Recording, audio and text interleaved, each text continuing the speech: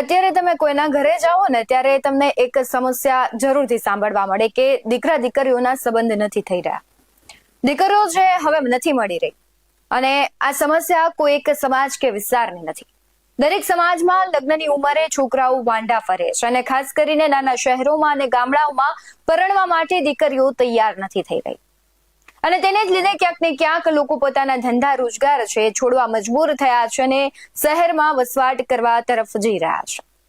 આજની દીકરીઓની ડિમાન્ડ વધી ગઈ છે. જમીન જોઈએ છે પણ ખેતી નથી કરવી, નોકરી કરતો છોકરો જોઈએ છે, પરિવારથી દૂર શહેરમાં પતિ પત્નીને એકલું રહેવું છે અને વધુમાં કે નાના સેન્ટરોમાં તો રહેવું જ નથી. અમદાવાદ, રાજકોટ, સુરત અને વડોદરા જેવા મેટ્રો સિટીમાં રહેતા છોકરાઓ સાથે જ સંબંધ કરવા છે. જો આવું ના આવું રહ્યું ને તો હજુ ભવિષ્યમાં ખૂબ મોટી સામાજિક સમસ્યા છે તેનો સમાજે સામનો કરવો પડશે. અને ઘણી વખત આપણે જોઈએ છે કે દીકરાઓના સંબંધ ન થવાને લીધે પૈસા દઈને બહુ લાવવામાં આવે છે અને પછી લુટેરી દુલ્હન છે બધું જ લૂંટીને જતી રહે છે. આવી અનેક સમસ્યાઓ હાલ સમાજમાં ઉભી થઈ છે. દરેક સમાજ, દરેક જ્ઞાતિયાનાથી પીડાઈ રહ્યા છે. આજે નહીં જાગે તો આવનારો સમય કઠિન રહેશે. કોઈ એક શહેર કે સમાજ પૂરતું નથી. આ દરેક સમાજ અને સામાન્ય લોકોએ હવે મનોસ્થિતિ બદલવાની જરૂર છે, વિચારધારામાં બદલાવ લાવવાની જરૂર છે, દીકરીઓએ સમજવાની જરૂર છે.